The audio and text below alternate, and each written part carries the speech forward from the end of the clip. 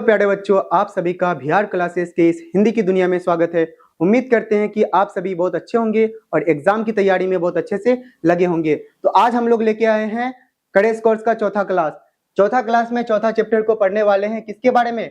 बाल गोविंद भगत के बारे में। ये जो बाल गोविंद भगत है ना, इसके बारे में एक रेखा चित्र दिया गया है। किसने लिखा है? राम विरिच बेनीपुरी में लिखा है। किसने लिखा है? राम विरिच बेनीपुरी। कौन? राम विरिच बेनीपुरी ने क्या लिखा है? इसके बारे में एक रेखा चित्र लिखा है। ये एक ऐसा व्यक्ति था जो ना ही सन्यासी जैसा वस्त्र धारण करता था, ना ही क्या सन्यासी जैसा वस्त्र धारण करता था, बल्कि ये क्या था? सन्यासी जैसा वस्त्र धारण तो नहीं करता था, लेकिन फिर भी इसका क्या था? मन साफ था। सच्चे साधु जैसा क्या था? इसका मन साफ था। साधु जैसा वस्त्र धारण करना ही साधु नहीं है, साधु जैसा सोच रखने वाला भी क्या है? एक सच्चा साधु है। ठीक है। ये पुराने जमाने की कुरीतियों यानी गलत परंपराओं का विरोध करता था। क्या करता था? गलत परंपराओं का विरोध करता था और उसे तोड़ने का प्रयत्न करता था और तोड़ता था। ठीक है, देखते हैं क्या है कि लेखक परिचय। ये जो इस लेखक को लिखे हैं, ये जो चरित्र रेखा चित्र को लिखे हैं, कौन लिखे हैं बताइए? राम विरिच बेनीपुरी। किसने लिखे हैं? राम विरिच बेनीपुरी ने लिखे हैं। तो लेखक का नाम क्या हो जाएगा? राम विरिच बेनीपुरी। इसका उपनाम क्या है? यानी कलम के जादू क्या है? उपनाम, उपाधि। यानी इसको किसका उपाधि मिला था? कलम के जादूगर का उपाधि मिला था। किसको? राम विरिच बेनीपुरी को किसका उपाधि मिला था? कलम के जादूगर का। ठीक है। ये जो बाल गोविंद भगत है, ये क्या है? एक रेखा चित्र है। यानी इसकी विधा क्या है? ये एक रेखा चित्र है। ठीक है। विशेषता, इसकी विशेषताएं क्या है? इसके बारे में जान लेते हैं कि इसकी विशेषताएं क्या है। इनकी भाषा में जादू जैसा असर होता है। इनकी भाषाओं में क्या होता है? जादू जैसा असर होता है और पाठकों में बांधे रखता है। जादू जैसा असर होता है और पाठकों में बांधे रहता है। ठीक है। देखिए पाठ का सारांश, ये जो बाल गोविंद भगत ये जो रेखा चित्र दिया है ना, इसका एक सारांश देखिए। ये सारांश क्या है कि इस रेखा चित्र में लेखक ने बाल गोविंद भगत, जो बाल गोविंद भगत नाम का एक व्यक्ति है, इसके बारे में, इसके व्यक्तित्व और उनके क्रांतिकारी विचारों का वर्णन किया है। ये कैसा व्यक्ति था, ये किस तरह का चरित्र वाला व्यक्ति था, इसके बारे में क्या इस रेखा चित्र में किसने लिखा है? राम विरिच बेनीपुरी ने लिखा है और बताया है। इसके बारे में जो प्रमुख बिंदु है, इस चैप्टर से रिलेटेड कुछ प्रमुख बिंदु क्या है? बाल गोविंद भगत का व्यक्तित्व। जो बाल गोविंद भगत है ना, इसका व्यक्तित्व कैसा था? वह लगभग 60 वर्ष के मंझोले कद के गोरे चिट्टे व्यक्ति थे। कितने वर्ष के थे? 60 वर्ष के मंझोले कद के, यानी गोरे और चिट्टे क्या थे? व्यक्ति थे। ठीक है। उनके बाल पक चुके थे, उनके बाल है ना पक चुके थे। ठीक है। वह बहुत कम कपड़े पहनते थे। कौन? जो बाल गोविंद भगत है ना, वो बहुत कम कपड़े पहनते थे। वह बहुत कम कपड़े पहनते थे। कमर में लंगोटी और सिर पर कबीर पंथियों वाली क्या करते थे? टोपी लगा देते थे। क्या कमर में सिर्फ एक लंगोटी और कमर में एक लंगोटी और सिर पर एक कबीर पंथियों वाली एक क्या टोपी लगा देते थे, और बस ये ऐसे ही कपड़े पहनते थे, यानी साधारण वस्त्र धारण करते थे। ठीक है। माथे पर राम नंदी चंदन, माथे पर ऐसे करके राम नंदी चंदन लगाते थे। ठीक है। और गले में तुलसी की माला पहनते थे। ये जो गले में ना क्या करते थे? तुलसी की माला पहनते थे। ठीक है। वह साधु जैसा दिखते थे। वह क्या? साधु जैसा जैसे दिखते थे, लेकिन वास्तव में गृहस्थ थे। कौन थे? वास्तव में गृहस्थ थे। ये यानी नॉर्मल इंसान था, ये गृहस्थ था, यानी हाउस होल्डर, यानी घर को संभालने वाला था। वो साधु वगैरह नहीं था, लेकिन साधु जैसा दिखता था। ठीक है। उनका एक बेटा और पतोहू बहू भी थी। जो बाल गोविंद भगत है ना, इसका एक बेटा भी था और एक बहू भी थी। ठीक है। और देखिए कबीर के भक्त, ये कौन थे? कबीर के भक्त थे। ये जो बाल गोविंद भगत है ना, ये कौन थे? कबीर के भक्त थे। ठीक है। वह कबीर को अपना साहब मानते थे। वह कबीर को क्या मानते थे? वह अपना साहब मानते थे। क्या मानते थे? साहब। क्या मानते थे? कबीर को अपना साहब मानते थे। ठीक है। यानी साहब का मतलब क्या? कबीर को वो अपना ईश्वर मानते थे कि वही मेरे लिए सबसे बड़ा है। ठीक है। उन्हीं के गीतों को गाते थे, उन्हीं के आदेशों पर चलते थे। ये जो बाल गोविंद भगत है ना, उन्हीं की गीतों को गाते थे और उन्हीं की आदेशों पर चलते थे। ठीक है। वे कभी झूठ नहीं बोलते थे। जो बाल गोविंद भगत है, वह कभी झूठ नहीं बोलते थे और किसी की चीज को बिना पूछे नहीं छूते थे। अपनी फसल भी पहले कबीर मठ में ले जाते थे और वहां से जो प्रसाद रूप में मिलता उसी से गुजारा करते थे। वे क्या करते थे, अपनी खेतों में जो फसल उगाते थे ना, उसे पहले कहाँ लेके जाते थे, एक मठ होता है कबीर मठ, जो कबीर, ये जो मठ है ना, कौन किसका, कबीर का जो मठ है, कबीर मठ में पहले ले जाते थे। वहां से जो उसे प्रसाद के तौर पर मिलता था, सिर्फ उसी को वो क्या करते थे, अपनाते थे। ठीक है। संगीत साधना, वह क्या, कबीर पंथियों की संगीत, कबीर की गीतों को गाते थे और संगीत साधना में लग्न लगे हुए रहते थे। ठीक है। आषाढ़, देखिए बारिश के दिनों में, आषाढ़ का मौसम आता है बारिश के दिनों में, जब वे धान की रोपनी करते थे, जो कौन, बाल गोविंद भगत आषाढ़ के दिनों में धान की रोपनी करते थे, तो उनका गाना सुनकर बच्चे, औरतें और हलवाए झूम उठते थे। ठीक है। भादों की अंधेरी रात को या माघ की कड़ाड़े की ठंड वे अपनी खंजरी बजाकर गाते रहते थे। भादों की एक करकराती हुई ठंडी में भी वो क्या करते थे, अपनी खंजरी को लेकर, बीना बजाने वाला होता है ना, बीना जैसा एक खंजरी को लेकर क्या करते थे, वह सिर्फ ठंडे में भी, उस ठंडे में भी क्या, अपना गीत गाने में मग्न रहते थे। ठीक है। अब देखिए समाज सुधार और पुत्र की मृत्यु, ये क्या थे, समाज सुधार और पुत्र की मृत्यु का यह बताया गया है कि उनकी जीवन की सबसे बड़ी परीक्षा तब हुई जब उनका एक लौता बेटा मर गया। जब उनकी परीक्षा तब हुई, मेन परीक्षा कब हुई, जब उसका एक लौता क्या, बेटा मर गया। उन्होंने रोने के बजाय उत्सव मनाने को कहा। उन्होंने क्या, रोने के बजाय उत्सव मनाने को कहा कि जिसको इस दुनिया से जाना है तो जाना है, जिस दिन जाना है तो उस दिन जाएगा ही। उसने क्या कहा, मतलब दुख भरी दास्तान सुनाने के बजाय, दुख होने के बजाय वो क्या किया, उत्सव मनाने को कहा। ठीक है। कि आत्मा परमात्मा से मिल गई, ये जो मेरा बेटा है ना, इसका आत्मा परमात्मा से मिल गई। विरहणी अपने प्रेमी से जा मिली, विरहणी अपनी प्रेमी से जा मिली। रूढ़ियों का विरोध, जो है रूढ़ियों का विरोध, उन्होंने रूढ़िपंथियों का क्या करते थे, विरोध करते थे। उन्होंने बेटे की चिता को आग अपनी पतहू बहू से दिलवाई। जो उसका बेटा का जिस दिन मरा था ना, तो उस दिन ना जो आग लगवाया जाता है, अंतिम संस्कार किया जाता है, तो वो किसके हाथ से किया था, अपनी पतहू यानी अपनी बहू के हाथ से करवाया था। ठीक है। और जो उस समय समाज में मना था, क्या था बताइए, अंतिम संस्कार करने के लिए अभी भी मना है कि अंतिम संस्कार बेटा कर सकता है, ये बहू वगैरह, बहू या कोई नहीं कर सकता है, उसका बेटा या कोई मतलब लड़का ही कर सकता है।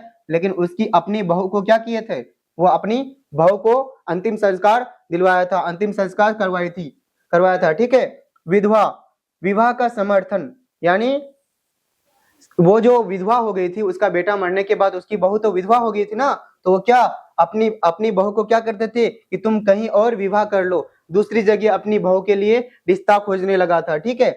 श्राद्ध की अवधि पूरी होने पर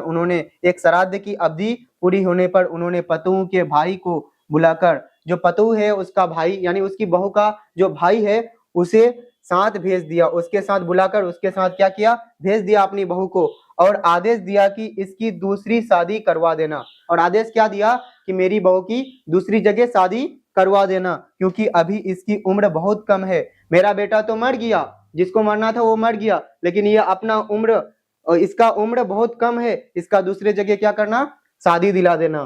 ठीक है। तो चलिए, क्या है मृत्यु, यानी इसका मौत कैसे हुआ। देखिए, वह हर वर्ष गंगा स्नान को पैदल जाते थे। जो बाल गोविंद भगत है ना, वो क्या करते थे, हर वर्ष कहाँ गंगा स्नान करने के लिए पैदल जाते थे। ठीक है। अंतिम समय में वे बीमार पड़ गए, जब वो गंगा स्नान करते हुए आ रहे थे, तो अंतिम समय में वो क्या कर गए, बीमार पड़ गए। क्या पड़ गए, बीमार पड़ गए। ठीक है। लेकिन अपना नियम नहीं छोड़े, स्नान और भजन करना नहीं छोड़े। एक भोर में जब लोगों ने उनका गीत नहीं सुना, वो क्या करते थे, भोर भोर उठ के डेली प्रत्येक दिन क्या करते थे, गीत गाते थे। लेकिन एक भोर क्या लोगों ने उसका गीत नहीं सुना, तो जाकर देखा बाल गोविंद भगत नहीं रहे।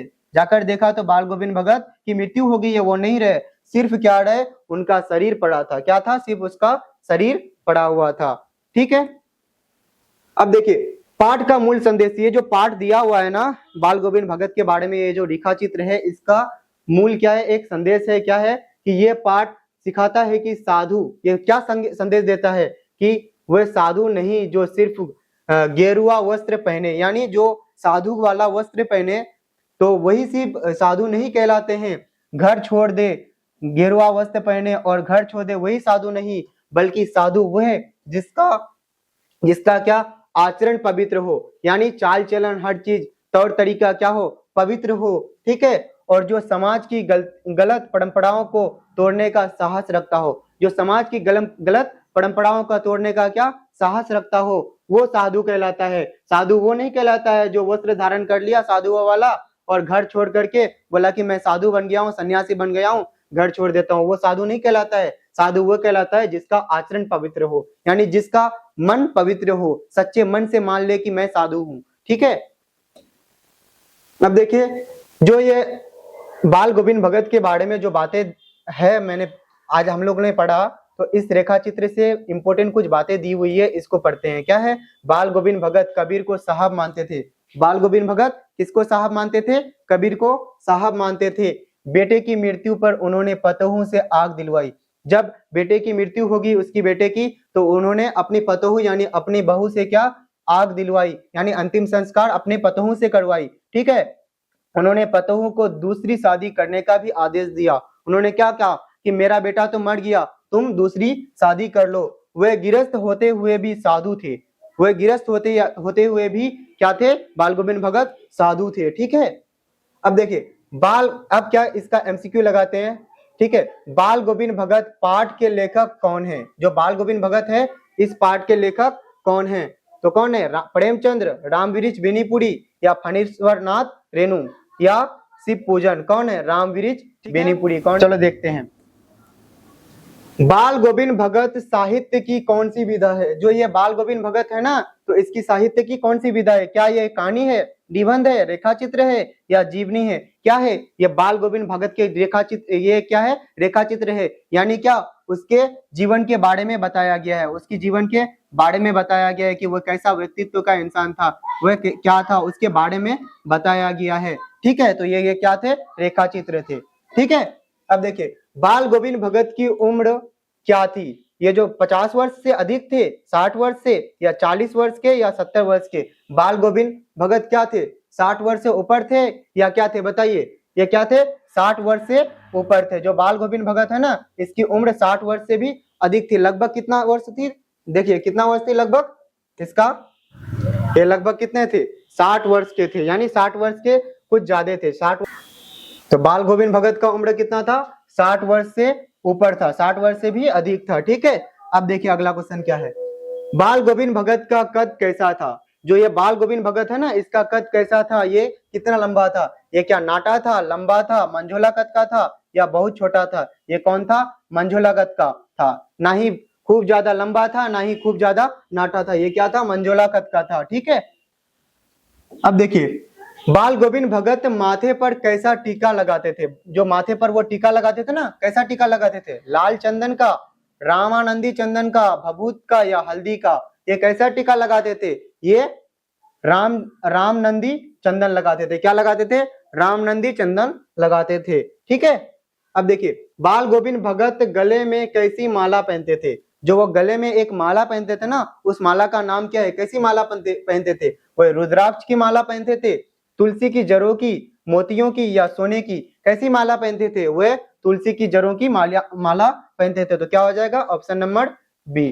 ठीक है, देखिए बाल गोविंद भगत किसको साहब मानते थे, किसको, तुलसीदास को, सूरदास को, कबीर को या गुरु नानक को, किसको मानते थे, साहब मानते थे, कबीर को साहब मानते थे। यानी क्या, साहब यानी ईश्वर मानते थे, क्या मानते थे, ईश्वर मानते थे।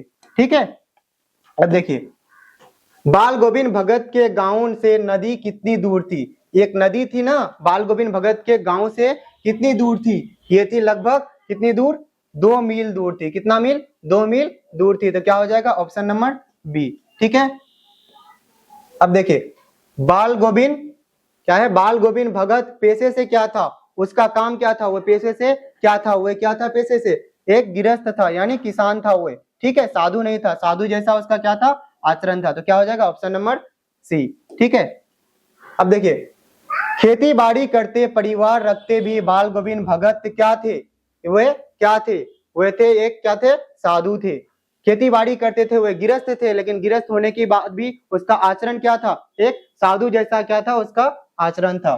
ठीक है, बाल गोविंद भगत के गीतों में कौन सा भाव व्यक्त होता है? जो ये बाल गोविंद भगत है ना, तो इसके गीतों में कौन सा भाव व्यक्त होता है? श्रृंगार का, वियोग का, ईश्वर भक्ति का, या प्रभु मिलन का, या शोक का? कैसा होता है? एक ईश्वर भक्ति का। ये क्या थे? कबीर को ईश्वर मानते थे। कबीर को क्या? ईश्वर मानते थे। और क्या कहते थे? ईश्वर भक्ति के वे क्या थे? एक व्यक्ति थे। ठीक है, आषाढ़ की रिमझिम में भगत जी क्या करते थे? जो एक आषाढ़ की रिमझिम बारिश में भगत क्या करते थे? वे सोए रहते थे, धान की रोपनी करते थे, भजन गाते थे, या बी और सी दोनों हो जाएगा? क्या हो जाएंगे बताइए? वो क्या हो जाएगा? बी और सी दोनों हो जाएगा। क्या करते थे? वो धान की रोपनी भी करते थे और भजन भी गाते थे, ये दोनों करते थे। ठीक है, भादों की आंधियाड़ी रात में भगत जी क्या गाते थे? गजरी, चैता, खंजरी बजाकर गीत, या सोहर? क्या गाते थे? वह खंजरी बजाकर क्या गाते थे? गीत गाते थे। क्या गाते थे? गीत गाते थे। ठीक है, तेरी गठरी में लगा चोर, मुसाफिर जाग जड़ा, यह पंक्ति किस पाठ से है? यह पंक्ति किस पाठ से है? ईदगाह, कर्मवीर, बाल गोविंद भगत, या हुंडरू का जलप्रपात? किस पाठ से है? बाल गोविंद भगत। तो क्या हो जाएगा ऑप्शन नंबर सी। ठीक है, कार्तिक मास आते ही बाल गोविंद भगत की क्या शुरू हो जाती थी? एक कार्तिक मास, कार्तिक का महीना आते ही बाल गोविंद भगत क्या करते थे? वे रोपनी करते थे, कटनी, या प्रभातिया पूजा? वह कार्तिक का महीना आते ही वे क्या करते थे? प्रभातियां करते थे। ठीक है, ऑप्शन नंबर सी हो जाएगा। बाल गोविंद भगत की प्रभातियां कब तक चलती थी? इसकी प्रभातियां कब तक चलती थी? कार्तिक तक, फागुन तक, माघ तक, या चैत तक? कब तक चलती थी इसकी प्रभातियां? कब तक? फागुन तक चलती थी। ठीक है, कब तक? फागुन तक। ऑप्शन नंबर क्या हो जाएगा? बी। ठीक है, बाल गोविंद भगत अपने खेत की पैदावार सबसे पहले कहाँ ले जाते थे? अपनी खेत की पैदावार सबसे पहले कहाँ? घर में, मंदिर में, कबीर पंथी मठ में, या बाजार में? कहाँ लेके जाते थे? कबीर पंथी के मठ में, यानी कबीर मठ में लेके जाते थे। ठीक है, तो ऑप्शन नंबर सी हो जाएगा। उसके बाद उसको वो प्रसाद के तौर पर जो मिलता था, सिर्फ उसी को वे क्या करते थे? अपनाते थे। ठीक है, लेखक बाल गोविंद भगत के किस गुण के मुग्ध थे? क्या थे लेखक बाल गोविंद भगत के किस गुण के मुग्ध थे? वेशभूषा पर, मधुरा गान पर, खेती बाड़ी पर, या व्यवहार पर? किस गुण पर थे? बताइए, क्या हो जाएगा? मधुर गान पर। बाल गोविंद भगत है ना, ये क्या अपनी खंजरी लेकर के मधुर मधुर क्या करते थे? गीत गाते थे और लोग उसे सुनते थे। ठीक है, देखिए, गर्मियों में बाल गोविंद भगत की संझा कहाँ जमती थी? घर के अंदर, घर के आंगन में, मंदिर में, या खेत में? कहाँ जमती थी? कहाँ? घर के आंगन में। जो घर का जो आंगन होता है ना, वहां पे क्या करते थे बाल गोविंद भगत? अपनी खंजरी लेकर के वहीं बैठ करके गीत गाने लगते थे। ठीक है, बाल गोविंद भगत के कितने बेटे थे? एक, दो, या तीन? कितने बेटे थे बाल गोविंद भगत के? कितने? सिर्फ एक बेटे थे। वो भी बेटा क्या मर गए थे। तो तभी ना उसने क्या किया था? अपनी बहू को बोला था, मेरा बेटा तो मर गया, उसके अपनी बहू के भाई को बुला करके बोला था कि इसका कहीं और शादी करवा दो। ठीक है, बाल गोविंद भगत का बेटा कैसा था? चतुर, गुस्सा और गोदा, बहुत तेज, झगड़ालू? जो बाल गोविंद भगत है ना, इसका बेटा कैसा था? ये क्या था? सुस्त और बोधा था। क्या था? सुस्त था, आलसी था। क्या था? आलसी था। ठीक है, अब देखिए, बाल गोविंद भगत अपने बेटे को अधिक प्यार क्यों करते थे? क्योंकि वह क्या था? एकलौता था, क्योंकि वह कमजोर और सुस्त था, क्योंकि वह कमाऊ था, या इनमें से कोई नहीं? बाल गोविंद भगत अपने बेटे से प्यार क्यों करता था? वह क्या था इसलिए प्यार करता था? बताइए, क्यों करता था? क्योंकि वह कमजोर और सुस्त था। वह कमजोर था उसका बेटा, इसलिए बाल गोविंद भगत क्या करते थे? अपने बेटा से क्या करते थे? बहुत प्यार करते थे। ठीक है, बाल गोविंद भगत की पतोहू यानी बहू कैसी थी? ठीक है, झगड़ालू, सुगम और सुशील, बीमार, अनपढ़? कैसी थी? सुगम और सुशील, बहुत अच्छी थी उसकी बहू। क्या थी? बहुत अच्छी थी। ठीक है, तो क्या हो जाएगा ऑप्शन नंबर बी। ठीक है, अब देखिए बेटे की मृत्यु पर बाल गोविंद भगत क्या कर रहे थे। उसकी बेटे की मृत्यु हो गया तो उसके बाद बाल गोविंद भगत क्या करते थे, रो रहे थे, गा रहे थे, हंस रहे थे या नाच रहे थे, क्या कर रहे थे, गा रहे थे, क्या कर रहे थे, गा रहे थे। ठीक है, वह बेटी की मृत्यु हो गई है उसके बाद भी वो क्या गीत गा रहे थे, क्या गा रहे थे, गीत गा रहे थे। ठीक है, अपनी खंजरी लेकर के।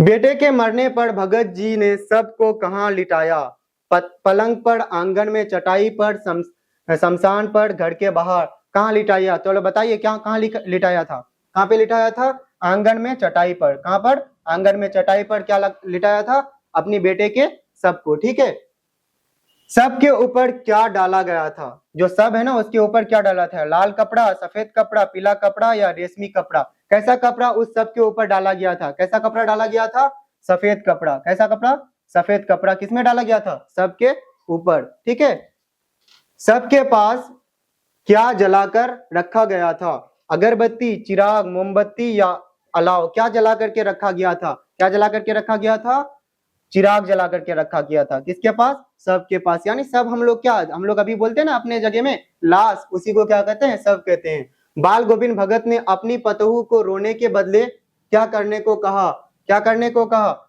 घर जाने को, उत्सव मनाने को, चुप रहने को या खाना बनाने को, क्या करने को कहा, उत्सव मनाने को कहा, क्या करने को कहा, उत्सव मनाने को कहा, कि जिसको जाना था वो तो चल गया, हम लोग क्यों रोएंगे। ठीक है, भगत जी के अनुसार मृत्यु के बाद आत्मा किससे जा मिलती है, आत्मा किससे जा मिलती है, परमात्मा से, किससे मिलती है, परमात्मा से जा मिलती है।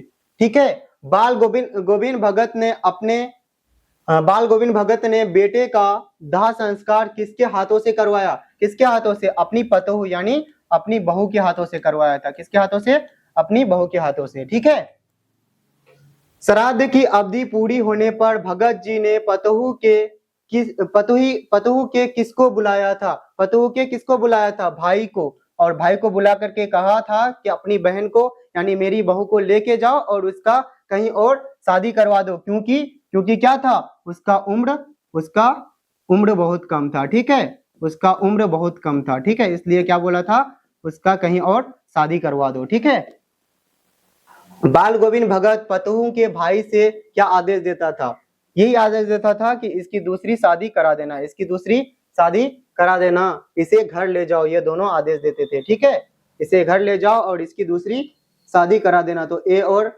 बी दोनों हो जाएगा, क्या हो जाएगा, ऑप्शन नंबर डी हो जाएगा। ठीक है, अब देखिए पतोहू बाल गोविंद भगत को छोड़कर क्यों नहीं जाना चाहती थी, वो बहू है ना, बाल गोविंद भगत को क्यों नहीं छोड़ के जाना चाहती थी, संपत्ति के लिए, समाज के डर से, भगत जी की सेवा और बुढ़ापे के लिए उसे मायका जाना पसंद नहीं था। क्यों जाना पसंद नहीं करती थी उसकी बहू अपने मायके, क्योंकि उसे भगत जी की सेवा करनी थी, बुढ़ापा कौन, किसका, भगत जी का बुढ़ापा आ गया था इसलिए।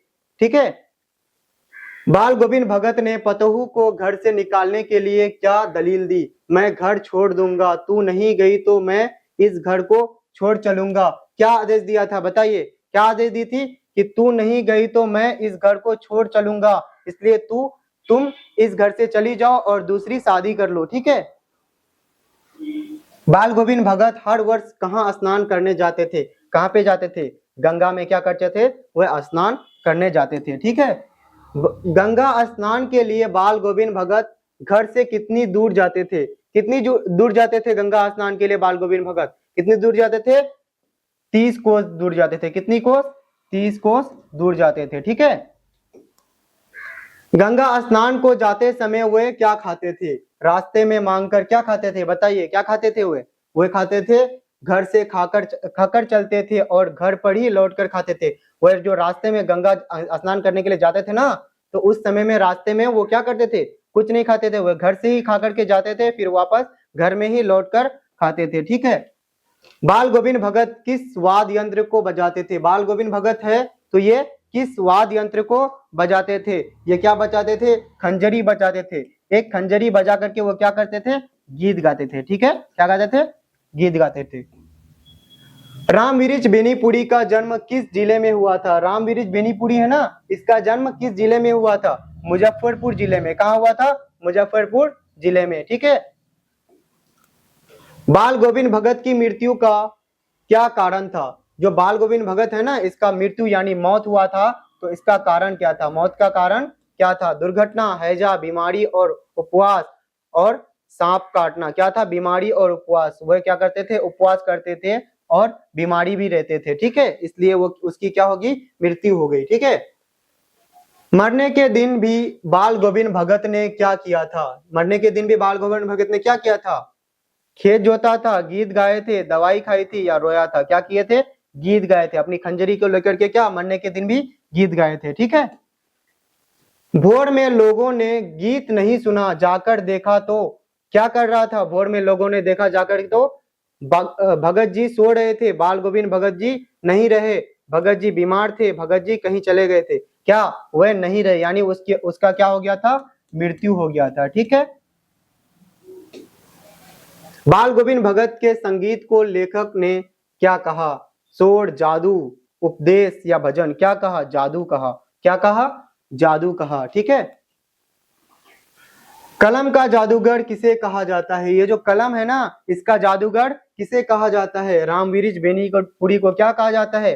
कलम का जादूगर कहा जाता है। इसका ये क्या है? एक उपाधि है। ये क्या है? उपाधि है रामविरिच बेनीपुरी का। क्या उपाधि है? कलम का जादूगर। क्या उपाधि है? कलम का जादूगर, ठीक है। कबीर पंथियों की पहचान क्या होती है?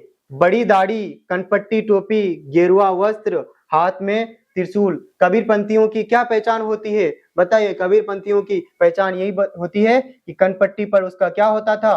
टोपी होता था, ठीक है। बाल गोविंद भगत के गांव के लोग उन्हें क्या कहकर बुलाते थे? बाबा, भगत जी, स्वामी या महाराज? क्या कहकर के बुलाते थे बाल गोविंद भगत की? बाल गोविंद भगत के गांव लोग को उसको क्या कह करके पुकारते थे? भगत जी। क्या कहकर पुकारते थे? भगत जी, ठीक है। क्या कहकर पुकारते थे? भगत जी। संबल का क्या अर्थ है? ये जो संबल है ना, इसका अर्थ क्या है? संबल का अर्थ क्या है? बताइए। संबल का अर्थ क्या है? कंबल, सहारा, धन, भोजन। क्या है संबल का अर्थ? संबल का अर्थ होता है सहारा, यानी इसको संभाल लेना। संभाल कहते हो ना, तो उसी से होता है संबल, यानी सहारा लेना, ठीक है। बाल गोविंद भगत किस सामाजिक कुरीति के विरुद्ध थे? कौन सी सामाजिक कुरीति के विरुद्ध थे? जो क्या गलत नीतियां थी? क्या थी? गलत नीतियां थी, उसके विरुद्ध थे। बाल विवाह, दहेज प्रथा, विधवा का विवाह ना होना, पुनर्विवाह का समर्थन किया। क्या किया? पुनर्विवाह का उसने समर्थन किया था ना। इस कुरीति के क्या थे? वह विरोध थे। ये परंपरा गलत है। जो अगर जिसका बेटा अगर कम उम्र में मर जाए और बेटी क्या ये बहू अगर कम उम्र की ही रह जाए, तो उसको क्या दूसरी शादी करना चाहिए। ऐसा नहीं कि उसके वजह से बैठी रह जाए जिंदगी भर, ठीक है। बेटे की क्रियाक्रम में बाल गोविंद भगत ने किससे तुल यानी अंतिम संस्कार करवाया? किससे? अपनी बहू से, यानी अपनी पतोहू से। किससे? बहू से क्या किया था? अंतिम संस्कार करवाया था, आग लगवाया था, ठीक है। अब देखिए, बाल गोविंद भगत का जीवन किस बात का प्रतीक है? पाखंड का, सच्चे साधुत्व और कर्मयोगी का, अंधविश्वास का या वैराग्य का? किसका है? सच्चे साधुत्व और कर्मयोगी का क्या है? बाल गोविंद भगत का व्यक्तित्व है, ठीक है। अब देखिए, इसके बारे में इस चैप्टर से रिलेटेड कुछ इंपोर्टेंट सब्जेक्टिव क्वेश्चन को देख लेते हैं। बाल गोविंद भगत गृहस्थ थे, फिर भी उन्हें साधु क्यों कहा जाता था? क्यों कहा जाता था? बाल गोविंद भगत का परिवार क्या परिवार था? क्या था? बाल गोविंद भगत का परिवार था और वह खेती बाड़ी करते थे, लेकिन उनका आचरण यानी चाल चलन पूरी तरह साधुओं जैसा था। वह कबीर को अपना साहब मानता था। वह कबीर को क्या? अपना साहब यानी क्या? ईश्वर मानता था। क्या मानता था? ईश्वर मानता था। वह कभी झूठ नहीं बोलते थे और सबसे खरा व्यवहार रखते थे। वह किसी की चीज बिना पूछे नहीं छूते थे। खेती की सारी उपज कबीर मठ में दान कर देते और जो प्रसाद मिलता उसे ही वह लेते थे, अपनाते थे। यानी सभी चीज वो क्या? अपनी फसल को दान कर देते थे। क्या करते थे? जो सिर्फ क्या होता था, उसको प्रसाद के तौर पर मिलता था, सिर्फ वही अपनाते थे। इसलिए गृहस्थ होते हुए भी वह एक क्या थे? सच्चे क्या थे? साधु थे, ठीक है। अब भगत की पुत्र वधू पतोहू उन्हें अकेले क्यों नहीं छोड़ना चाहती थी? क्योंकि बेटे की मृत्यु के बाद बाल गोविंद भगत बिल्कुल अकेले रह गए थे। पतोहू उन्हें छोड़कर इसलिए क्या जाना नहीं चाहती थी, क्योंकि उसे चिंता होती थी, क्योंकि बुढ़ापा में ये कहाँ जाएगा बाल गोविंद भगत? बुढ़ापे में बाल गोविंद भगत के लिए खाना कौन बनाएगा? अगर अगर वह बीमार पड़े तो उन्हें एक चुल्लू पानी देने वाला भी कोई नहीं होगा। वह अपना पूरा जीवन अपने ससुर की सेवा में बिताना क्या चाहते थे? ठीक है, बाल गोविंद भगत ने अपने बेटे की मृत्यु पर शोक मनाने के बजाय उत्सव मनाने को क्यों कहा? बाल गोविंद भगत का मानना था कि मृत्यु दुख की बात नहीं। उनके अनुसार मृत्यु होने पर आत्मा अपने परमात्मा से मिल जाती है। यह एक विरहिणी प्रेमिका का अपने प्रेमी से मिलन है। क्या है? मिलन है, जो आनंद की बात है। इसलिए उन्होंने बेटे की मौत पर भी रोने के बजाय क्या कहा? गीत गाकर उत्सव मनाया। क्या किया? गीत गाकर उत्सव मनाया। बेटे की क्रियाकर्म में बाल गोविंद भगत ने किस सामाजिक रूढ़ी परंपराओं को तोड़ा? बाल गोविंद भगत ने बेटे की क्रियाकर्म में समाज की पुरानी परंपराओं को नहीं माना। समाज में नियम था कि मुखाग्नि चिता को आग पुरुष ही दे सकता है, यानी चिता को आग कौन? सिर्फ पुरुष ही दे सकता है। लेकिन बाल गोविंद भगत ने क्या किया? अपनी बहू से चिता को आग दिलवाया। लेकिन बाल भगत जी ने यह अधिकार अपनी पतोह यानी किसको दिया? बहू को दिया। उसी से बेटे की चिता को आग दिलवाई। क्या किया?